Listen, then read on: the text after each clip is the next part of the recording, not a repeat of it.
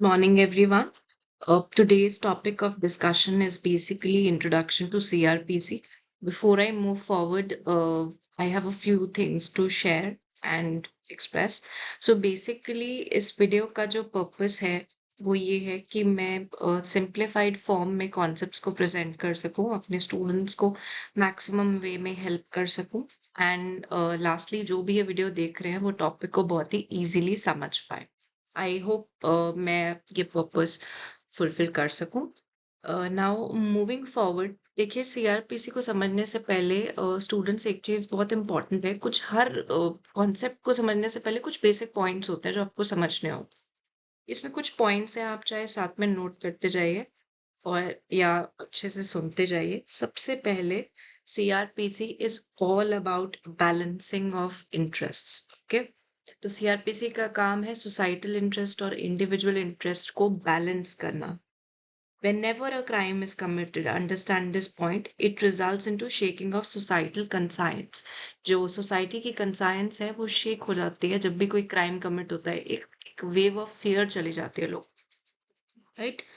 So you have to punish the offender, but at the same time you have to understand that article 21 of the constitution guarantees that he shall not be deprived of his basic right of life and personal liberty except in accordance with the procedure established by law, right? इसी को support करते हुए एक case है Maneka Gandhi versus union of India. वहां पे भी कहा गया है, it was held that the procedure of deprivation of life and personal liberty has to be just, fair, and reasonable, right? So, certain constitutional safeguards have to be followed. CRPC simply interest को balance कर रहा है, societal interest और individual interest को। Okay, तो ये crux है।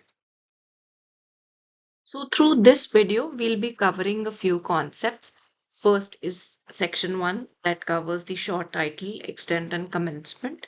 And the next topic will be the definitions, very important part of CRPC because they help you understand the concepts better. क्योंकि यही concepts है eventually जो आगे use होने हैं। तो इनमें हम बेलेबल ऑफेंस पढ़ेंगे, चार्ज पढ़ेंगे, कंप्लेंट पढ़ेंगे, इंक्वायरी पढ़ेंगे, investigation, judicial proceedings and many other topics जो आप अपनी स्क्रीन पर देख रहे हैं। और ये सारे ब्रीफ में डील होंगे because I will be making more videos जो टॉपिक बेस्ड होंगे, उनमें इनको बेटर एक्सप्लेन और डिटेल में एक्सप्लेन किया जाएगा।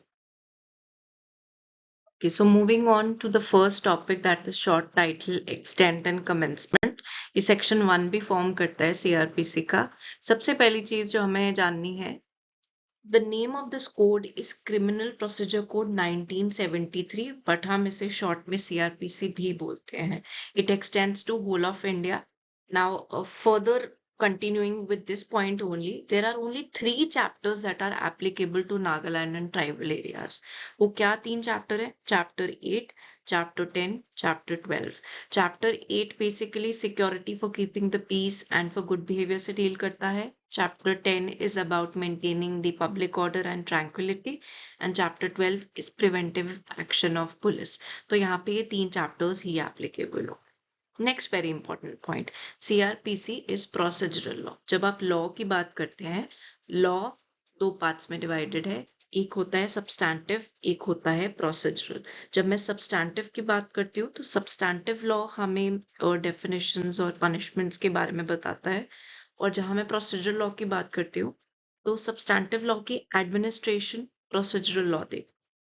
Next point, CRPC came into force from 1st April 1974, very important. It is also very important to note that the Bharatiya Nagrik Suraksha Sanhita Bill will replace the CRPC and will have 533 sections. Okay. Now we Now we'll be discussing the definitions under section 2 of CRPC. जो definition part है ये section 2A to section 2Y CRPC में given है। हम इस video में important जो definitions हैं उनको discuss करेंगे, but for your reference I have given the BERAC definitions as it is also, and in the second part of the slides in this presentation only, I have given details about these definitions. Okay, तो bare act, ताकि आपको bare act ना खोलनी पड़े, इसलिए मैंने कुछ initial slides में आपके लिए बेयर एक्ट से ही definitions डाल दिए, और second part of the slide में मैंने आपको इन important definitions की explanations the.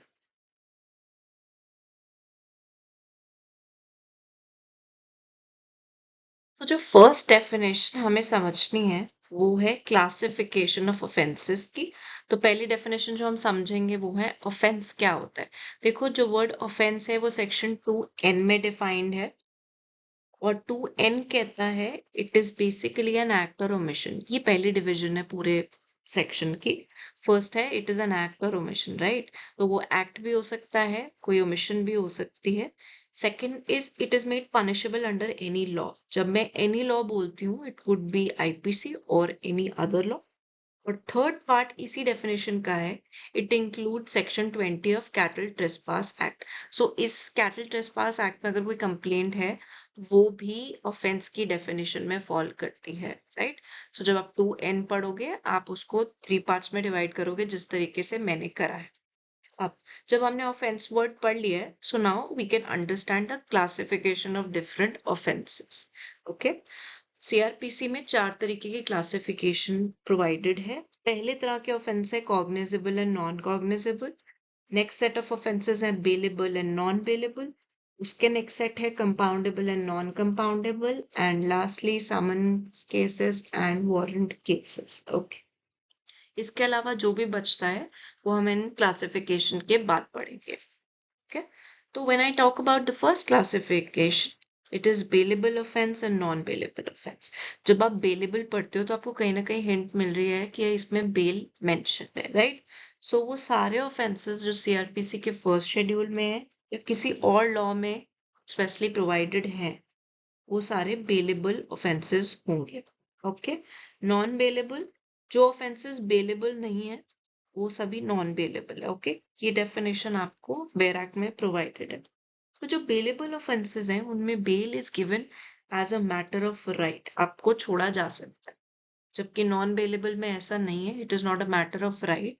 Okay, discretion will be exercised by the court on some genuine grounds, and the nature of offenses is quite serious when it comes to non-bailable offenses. इसलिए bail इतनी easily नहीं दी जाती. Bail as a matter of right नहीं है इसमें. Next हम बात करते हैं cognizable offence and non cognizable. Cognizable आप देखोगे आपकी स्क्रीन पे मेंशन्ड है under section 2C. Non cognizable 2L में है. जब मैं कॉग्निजेबल की बात करती हूँ, यहाँ पे police can arrest without warrant, right. Police यहाँ पे बिना वारंट के भी अरेस्ट कर सकती है और बिना मैजिस्ट्रेट के परमिशन के इन्वेस्टिगेट भी कर सकती है. ये ऑफेंसेस काफी ग्रेव ऑफेंसेस होते हैं. जबकि नॉन कॉग्निजेबल में police has no authority to arrest without warrant. Warrant नहीं होगा तो पुलिस अरेस्ट नहीं कर पाएगी, एंड फर्दर अगर पावर नहीं होगी तो वो इन्वेस्टिगेट भी नहीं कर पाएंगे बिना मैजिस्ट्रेट की परमिशन के. Last classification, sorry, second last classification, compoundable and non compoundable. जब मैं कंपाउंडेबल एंड नॉन कंपाउंडेबल की बात करती हूँ, तो compoundable is basically those cases where a compromise can be entered into. Okay, the complainant can agree to take back the charges levied against the accused. Whereas in non-compoundable, these are more serious offences in which the parties cannot compromise. जो compoundable offences हैं वो सारे section 320 में mentioned है, और जो 320 में नहीं मेंशन्ड है वो आपको कहाँ मिलेगा, नॉन कंपाउंडेबल. वो सभी नॉन कंपाउंडेबल माने जाएंगे. ओके, तो 320 में जो भी लिस्ट है वो सभी कंपाउंडेबल है, और अगर उसमें नहीं है तो नॉन कंपाउंडेबल. आपकी लास्ट क्लासिफिकेशन है summons case and warrant case. Summons case को 2W में डिफाइन करा गया है, वारंट केस को 2X में. समन्स केसेस अगर हम डेफिनेशन देखें तो वो कहता है कि these are cases relating to offence not being a warrant case. तो यहाँ पे तो हमें एक्सप्रेसली बोल रहा है कि ऐसे केसेस जो वारंट केस नहीं है वो समन्स केस होंगे. तो इसका मतलब पहले वारंट केस समझना पड़ेगा. वारंट केस वो सारे ऑफेंसेस हैं that are punishable with death, life imprisonment और imprisonment exceeding 2 years. इसका सिंपल मतलब है कोई भी ऑफेंस जिसकी इम्प्रिजनमेंट 2 साल से एक्सीड कर जाती है वो वारंट केसेस हैं, और अगर 2 साल से नीचे है या 2 साल है तो समन्स केसेस है। तो इस पूरे क्लासिफिकेशन से हमें एक चीज समझ आ रही है कि वारंट केसेस काफी सीरियस और ग्रेव है, जबकि समन्स केसेस नहीं है, वो पेटी है, वो स्मॉल केसेस है, और वारंट केसेस में चार्ज फ्रेम हो जाता है। चार्ज आपका सेक्शन 2B में प्रोवाइडेड है। Okay,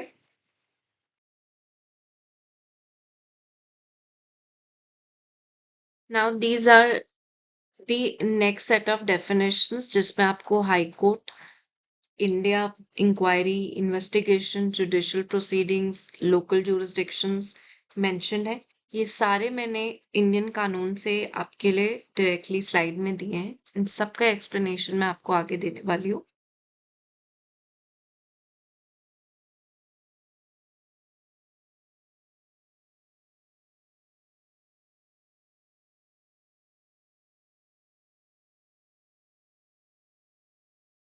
Now, I'm coming to the detailed explanations of the definitions that we have discussed before and a few definitions that we have not discussed.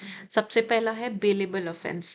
This is very important from any exam point of view. अभी हमने discuss भी किया है. In case of bailable offenses, the grant of bail is a matter of right. Okay. In bailable offences, the gravity of the offence is lower as compared to non-bailable offences. Sentences are higher in case of non-bailable offences, okay, as they are punishable with death, imprisonment for life, or imprisonment which may exceed 3 years or 7 years. तो non bailable ज्यादा serious offences है, ये हमने पहले भी discuss किया है। Okay, कुछ एग्जांपल्स हैं, अगर आप राइट साइड में देखो बेलेबल ऑफेंसेस के, जैसे फॉर एग्जांपल किडनैपिंग है, स्टॉकिंग है, public servant disobeying a direction of the law with the intent of causing injury to any person. ये बेलेबल, ये जहां पे भी आप ऑफेंसेस पढ़ेंगे आईपीसी में, उनके नीचे लिखा होता है, आप बेरक देखिए कि ये बेलेबल है या नॉन बेलेबल है, और अगर आपको वहां नहीं मिलते हैं तो आप सीआरपीसी के क्लासिफिकेशन में देखिए, शेड्यूल में देखिए, वहां पे मेंशन है।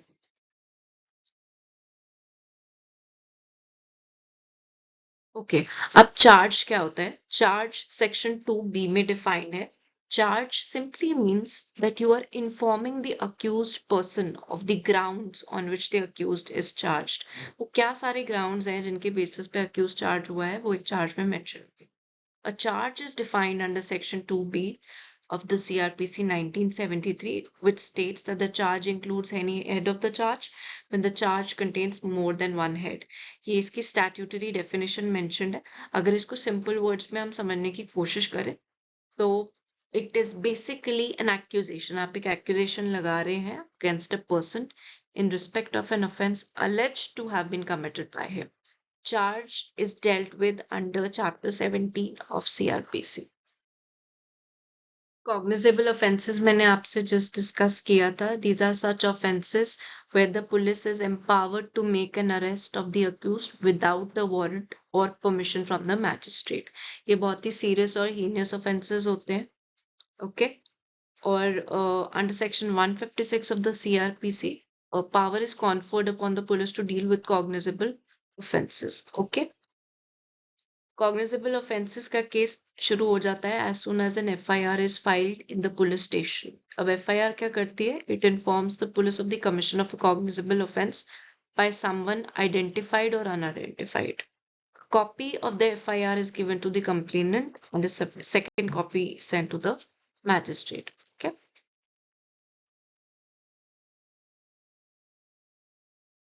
हमें पता है कि सीआरपीसी बेसिकली 3 स्टेजेस में डिवाइडेड है, इन्वेस्टिगेशन, इंक्वायरी और ट्रायल। जब मैं इन्वेस्टिगेशन की बात करती हूँ वो सेक्शन 2H में डिफाइंड है। इट्स सिंपली अगर हम जनरल डेफिनेशन पे जाए, हर वो चीज basically, for example when the police is proceeding to the spot, or they are ascertaining the facts and circumstances of the case, they are discovering something, they are arresting the suspended, the suspected offender, that all is included under your investigation. Okay, so it will include all the proceedings under this code for the collection of evidence and is conducted by a police officer or by any person other than a magistrate. ये आपको बहुत important है याद करना. Investigation is never conducted by a magistrate. No, it is a police officer's job, and it's a, you know, it is basically ascertainments of different facts and search for the relevant data. Okay, next अब हम बात करते हैं inquiry. ये second stage है. Inquiry और trial को judicial proceedings भी बोला जाता है. जब इंक्वायरी की बात करते हैं वो 2G में डिफाइंड है. ओके, अब in a criminal matter, basically inquiry is something different from a trial. Okay, inquiry stop होती है जैसे ही trial शुरू होता है. Inquiry wider है trial से. Inquiry means every inquiry which is conducted by a magistrate or court and which is not a trial. Okay, तो आपको समझना है ट्रायल और इंक्वायरी में डिफरेंस है. Okay, inquiry relates to the proceedings that are carried out by the magistrate before a trial is done. Inquiry वो सारी proceedings है जो magistrate conduct करता है trial से पहले. Okay, तो inquiry में क्या होता है? It is basically a process of asking questions, investigating to extract valuable information that will be helpful in the trial, that will help you to reach a decision. Okay, मैंने कुछ points mention करे हैं PPT में. आप please go through these points that are before you in the slide. Okay, in the current slide you can see we have discussed non-cognizable offense and non-cognizable case. offense पे हम पढ़ चुके हैं, right? और अब बात है metropolitan area, that is section 2K. okay, metropolitan area is also defined under CRPCs. so basically जो सेक्शन 8 है इसका मेंशन सेक्शन 2K में भी किया गया है कि सेक्शन 8 जो है वो एम्पावर करता है स्टेट गवर्नमेंट को to declare by a notification an area that is comprising a city or a town with the population exceeding 1 million to be a metropolitan area. Okay, तो इसका सिंपल मतलब ये है, दो कंडीशंस हैं जो एक मेट्रोपॉलिटन एरिया फॉर्म करती हैं. पहला, जहां पर भी पॉपुलेशन एक्सीड कर जाती है 1 मिलियन से, और जहां पे स्टेट गवर्नमेंट डिक्लेयर कर देती है सेक्शन 8 में it to be a metropolitan area. Okay,